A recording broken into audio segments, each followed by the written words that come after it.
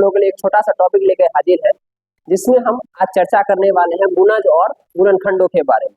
गुणज और गुणनखंड, गुणज का अर्थ क्या होता है? तो गुणज का अर्थ मतलब होता है जैसे कि उसका गुणात्मक रूप, किसी भी संख्या का गुणात्मक रूप उसका गुणज कहलाता है। जैसे कि हम लोग बचपन में पहाड़ा याद किए थे, जैसे 2 से 20 तक सभी व्यक्ति पहाड़े याद करते हैं आप लोग, तो उसमें आप लोगों ने उसका गुणज ही याद किया है। यह जो है आपको 5th क्लास या 4th क्लास में पढ़ना है कि गुणज किसे कहेंगे और गुणनखंड किसे कहेंगे, जिससे कि आपको 10th क्लास में भी सवाल आते हैं। जैसे कि आपको अगर मौसक याद करना है, एल्गोरिदम की सहायता से मौसक याद कीजिए, तो वैसी संख्याएं वैसे प्रश्न जो है आप लोग इसकी सहायता से, गुणज और गुणनखंड की सहायता से हल कर सकते हैं। तो इसको आज थोड़ा सा हम दोहरा लेते हैं, ताकि क्या होगा, यह हमारे दिमाग में सही सही बैठ जाए। ठीक है, तो एक बात और ध्यान रखिएगा, जिन बच्चों को लगता है कि हम अभी तक कुछ नहीं तैयारी कर पाए हैं, तो वे लोग इस प्रकार के वीडियो को साइंस स्टडी पॉइंट घटों के यूट्यूब चैनल पर देख सकते हैं और देखकर सीखने का प्रयास कर सकते हैं। हम बारी बारी से ऐसा प्रयास कर रहे हैं ताकि सभी बच्चों को कम से कम 2 अंक स्तरीय सभी प्रश्नों को परीक्षा में आप जवाब दे सके। तो देखते हैं इसको। गुणज, गुणज किसे कहेंगे? किसी भी संख्या के गुणज उसके गुणकों के रूप में होते हैं। किसी भी संख्या के गुणज उसके गुणकों के रूप में, गुणकों का मतलब है गुणा के रूप में होते हैं। अर्थात किसी भी संख्या का गुणज या तो उस संख्या के बराबर होंगे या उससे बड़ा होगा। यानी किसी भी संख्या का गुणक क्या होगा, या तो उसके बराबर होगा। जैसे मान लीजिए कि हम 10 का गुणक ज्ञात कर रहे हैं, तो 10 का गुणक ज्ञात करेंगे तो 10 से कभी छोटा नहीं होगा।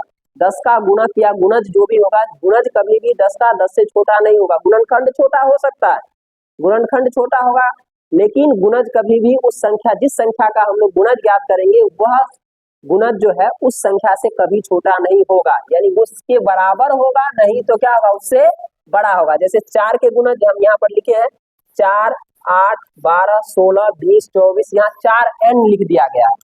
तो n के जगह पर आप 1 से लेके अनंत तक कुछ भी ले सकते हैं। जैसे कि 100वां गुणज ज्ञात करना है तो 4 गुणे 100, 400 हो जाएगा। ठीक है, तो इस तरीके से हम लोग गुणज ज्ञात कर सकते हैं। 5 का गुणज है 5, 10, 15, 20, 5 एकम 5, 5 दूनी 10, 5 तिया 15, 5 चौका 20, 5 25, ऐसे करके जाएगा 5n। n जो है वो प्राकृत संख्या है।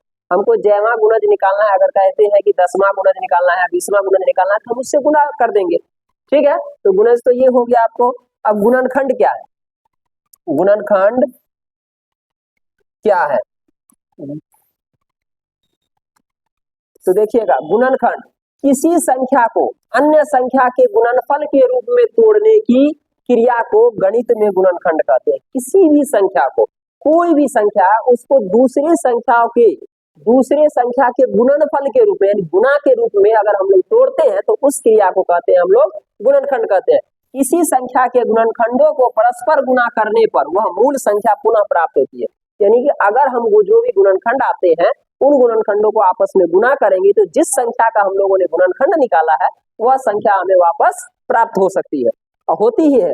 4 के गुणनखंड, जैसे 4 के गुणनखंड है, क्या क्या होंगे? 2 गुने 2, 2 दूनी 4, 1 गुने 4, तो 1 4 एकम 4, तो यानी कि 2 और 2 को मल्टीप्लाई कर रहे हैं तो भी 4 आ रहा है, 1 और 4 को मल्टीप्लाई कर रहे हैं तो भी 4 आ रहा है। यानी इसके गुणनखंड 2 भी होंगे, 2 गुने 2 भी गुणनखंड होगा, 1 गुने 4 भी इसका गुणनखंड होगा।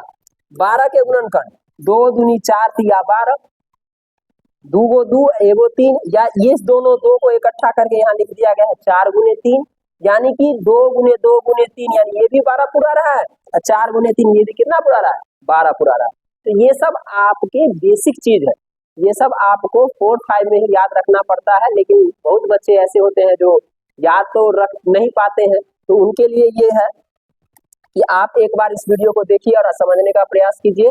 हम इस पर लॉस ऑफ मॉसा और एल्गोरिदम का भी वीडियो लाएंगे बहुत जल्द, तो आप लोग इस पर ध्यान दीजिए। हाँ, तो ये देखिए, ये आपका है गुणज से। गुणज से जो सवाल है, यह आपको बेसिकली 5th 6th का ही तक रहेगा। गुणज आपको आगे नहीं जाएगा, लेकिन गुणनखंड आपको 10th में भी पढ़ना है। गुणनखंड आपको 10th में भी पढ़ना है। तो पहले गुणज को थोड़ा सा देख लीजिए कि 15 के प्रथम 8 गुणज लिखे, तो 15 के गुणज आप लोग आसानी से लिख सकते हैं। 15 का गुणज है, यानी कि हम पहले ही बताया है, गुणज का मतलब होता है पहाड़ा, तो पहाड़ा लिख देंगे 15, 15 30, 15 45, 60, 75, सॉरी 90, 105, 120 इत्यादि। 8 को कह रहा है तो 8 को लिखे, 10 कहता है तो 10 तक लिखे, 12 कहता है तो 12 तक लिखते हैं। जैसे कि अब यहाँ अगला क्वेश्चन है 12 के 100 से बड़े 5 गुणज लिखिए। 12 के 100 से बड़े यानी 100 से ऊपर वाले 5 गुणज लिखना है। तो 100 से ऊपर, 100 से ठीक ऊपर 12 में किस चीज से भाग लगेगा? सही, जो ऐसी संख्या जिसमें 12 से भाग लगे वह 100 से बड़ी हो। तो हम लोग जानते हैं कि 12 का अगर पहाड़ा पढ़ेंगे तो 12 नमा 108, 12 अठे 96, 96 100 से छोटा हो गया और 108 हो गया 100 से बड़ा।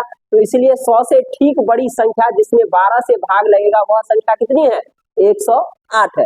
तो इसलिए 100 से बड़ी 12 के 5 गुणज कौन कौन है? 108 तो पहला हो गया है, इसमें 12 ऐड कर देंगे तो 120, फिर 12 ऐड करेंगे 132, फिर 12 ऐड करेंगे 144, फिर 12 ऐड करेंगे 156 आदि। इसी तरीका से हो सकता है 100 से बड़ी आप लोग बना सकते हैं, कुछ भी 1000 तक जा सकते हैं, कहीं से भी आप लोग ले सकते हैं। लेकिन हम लिए हैं कहाँ से? शुरुआत से, यानी 100 से न्यूनतम वह छोटी से छोटी संख्या जो 100 के बाद जो पूर्ण रूप से 12 से विभाजित होती है, हमने उसे वहां से चालू किया है। ठीक है, अब देखिए यहाँ गुणनखंड के आते हैं। 144 का अभाज्य गुणनखंड ज्ञात करें। 144 का अभाज्य गुणनखंड ज्ञात करना है। अभाज्य क्या मतलब क्या होता है? वैसी संख्या जिसमें खुद से यानी कि एक और खुद के अलावा किसी संख्या से भाग नहीं लगता है, तो वैसी संख्याओं को हम लोग अभाज्य संख्या कहते हैं। तो अभाज्य गुणनखंड का अर्थ होता है कि हमें उन संख्याओं से इसका गुणनखंड करना है जिनमें या तो केवल एक से भाग लगे, नहीं तो उसी संख्या से भाग लगे। तो 144 के अभाज्य गुणनखंड तो 2 से पहले भाग देंगे, तो 2 से भाग दिए तो 2 सत्ते 14, 2 दूनी 4 यानी कितना आया? 72। फिर 2 से दिए तो 2 तिया 6, बच गया 1, 1 पर 2 12, तो 2 छक 12।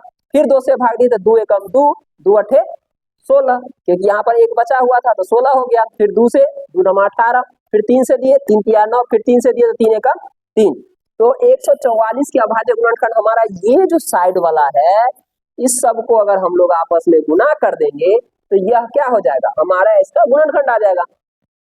तो देखिए 2 2 1 2 3 4 2 थे तो 4 2 लिख दिए हैं, 2 3 है तो 2 3 लिख दिए हैं। 1 लिखा भी सकता है और नहीं भी लिख सकते हैं, इसके लिए कोई दिक्कत नहीं है। 1 अगर लिखते हैं तो भी बढ़िया है, क्योंकि किसी भी संख्या को अगर हम 1 से गुना करेंगे तो वो संख्या का मान परिवर्तित नहीं होता है। यदि सब गुणनखंडों को गुना करते हैं, सबको गुना करते हैं, 2 दूनी 4, 4 दूनी 8, 8 दूनी 16, 16 तिया 48, 48 तिया 144, 144 को 1 से गुना करेंगे तो भी क्या होगा? 144 ही आएगा। तो हमें मूल संख्या 144 प्राप्त होती है। इस तरह आप लोगों ने देख लिया कि किसी भी संख्या के अगर हम लोग अभाज्य गुणनखंड करते हैं, उसे हम आपस में अगर गुना करते हैं तो अंतिम में हम जिस संख्या का अभाज्य गुणनखंड ज्ञात कर रहे हैं वह संख्या हमें प्राप्त हो जाएगी। ठीक है, तो इस पर एक कुछ सवाल और हम बता रहे हैं। जैसे कि देखिए यहाँ पर है 1960 का गुणनखंड ज्ञात कीजिए। कहीं कहीं पर गुणनखंड भी रहता है, कहीं पर अभाज्य गुणनखंड भी रहता है, इसमें घबराने की कोई बात नहीं है। गुणनखंड का मतलब है फैक्टराइज करना। जैसे कि कभी कभी आप लोगों को कंपटीशन में भी सवाल पूछ देता है, जैसे कि इसका सवाल है, अगर इसको पूछने का तरीका हो जाएगा 1960 के गुणनखंड में 2 की घात कितनी होगी? 1960 के गुणनखंड में 2 की घात कितनी होगी? यह सवाल क्लास 10 के ऑब्जेक्टिव में भी डाल चुका है बिहार बोर्ड। तो इसको हम पहले 1960 को फैक्टराइज करेंगे। 2 से भाग दिए, 2 नमा 18, बच गया यहाँ पर 1, 1 पर 6 16, 2 अठे 16 और फिर बच गया 0, तो 0 का 0। फिर दूसरे का भाग दिए तो 2 चौक 8, 2 नमा 18 और उसका 0 का 0।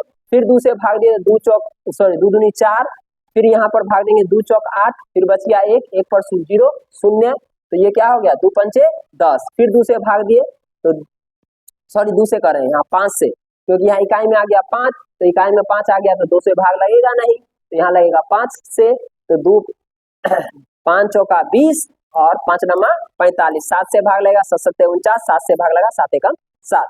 यानी 1960 में हमको ये इधर से लिखना शुरू करेंगे 2 गुने 2 गुने 2 गुने 5 गुने 7 गुने 7 गुने 1। अगर इस सब को गुना किया जाए तो हमें कितना प्राप्त हो रहा है? 1960। अगर यही सवाल अगर 10th के एग्जाम में पूछ दिया कि 1960 में 2 की कितनी घात होगी, तो उसको हम लोग यहाँ देखेंगे यहाँ कितना बार 2 आ रहा है, तो इसको पहले इकट्ठा कर लेंगे। 2 1 2 3, 2 का पावर 3 गुने 5 के पावर 1 गुने 7 के पावर 2 गुने 1। अब देखिए यहाँ पर 2 की घात कितनी आ रही है? 3, तो हमारा आंसर क्या हो जाएगा? 1960 में 2 की घात कितनी होगी? 3 होगी। बस हो गया, एक नंबर आपका कंप्लीट। तो इस तरीके से आप लोगों ने देखा कि हम लोग गुणनखंड की सहायता से भी जो है छोटे छोटे एक एक दो दो नंबर को अगर हम लोग इकट्ठा करेंगे तो वही नंबर क्या होगा, हमें आगे ले जाएगा। ठीक है, तो आप देखिए 12,840 का गुणनखंड निकाले, इसको भी हम लोग देख लेते हैं। 2 से भाग दिए तो आ गया 6420, फिर 2 से भाग दिए तो आया 3210, फिर 2 से भाग दिए तो 2 एकम 2, 2 छक 12, और 12 हो गया। यहाँ पर एक में नहीं लगा तो शून्य आ गया, और 2 पंचे 10।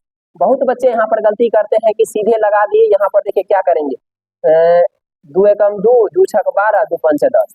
अब आप लोग देखिए यहाँ पे 3210 है, यहाँ आप लोग लिख देते हैं 165, तो ये क्या हो जाएगा, हमारा गलत होगा। यहाँ पर ये 32 का तो 16 आ गया, लेकिन एक में जो भाग नहीं लगा उसकी जगह पर हमें क्या देना पड़ेगा, शून्य देना पड़ेगा। ये शून्य यहीं पर आया, फिर आ गया 2 पंचे 10। 3 से भाग देंगे 3 पचे 15, फिर बच गया 1, 3 तिया 9, और फिर 3 पचे 15, फिर 5 से भाग देंगे 5 एकम 5, फिर 3 में भाग नहीं लगा तो फिर आ गया शून्य, और फिर आ जाएगा क्या, 7 पचे 35, यानी यहाँ कितना आया 107। अब 107 एक क्या है, अभाज्य संख्या, खुद अभाज्य संख्या, इसमें तो किसी संख्या से भाग नहीं लग रहा है, तो इसमें सीधे 107 से लास्ट में लगा देंगे। यानी 12,840 में क्या हो जाएगा, 2 गुने 2 गुने 2, 2 गुने 2 गुने 2 3 गो, उसके बाद 1 3, उसके बाद 1 5, और उसके बाद 1 107 1। तो इसको लिख सकते हैं 2 के पावर 1 2 3 गुने 3 के पावर 1 गुने 5 के पावर 1 गुने 107 के पावर 1। अब देखिए इसमें भी सवाल आ सकता है, जैसे 12,840 में 2 की घात कितनी होगी, तो उसमें हम लोग देंगे कितना, 3। अगर पूछ दिया 3 की घात कितनी होगी, तो उसका जो घात आया है, एक घात आया है, हम लोग 1 लिखेंगे। इस तरीका से आपने देखा कि यह वास्तविक संख्या का जो है पहला चैप्टर जो 10th का है उसमें भी ये अटैच कर रहा है। ठीक है, तो आप लोगों ने इस वीडियो को देखा है, तो एंड तक देखने के लिए धन्यवाद। और आगे भी हम लॉस ऑफ मोशन एल्गोरिथम का छोटा छोटा वीडियो बनाएंगे, तो आप लोग इस वीडियो चैनल के साथ बने रहे, यूट्यूब चैनल के साथ, और इसे सब्सक्राइब करें, और आप जो मैथ के छोटे छोटे सवाल हैं उनको क्लियर करते चले जाएं। आज के वीडियो देखने के लिए धन्यवाद, फिर मिलते हैं अगले वीडियो में। नमस्कार।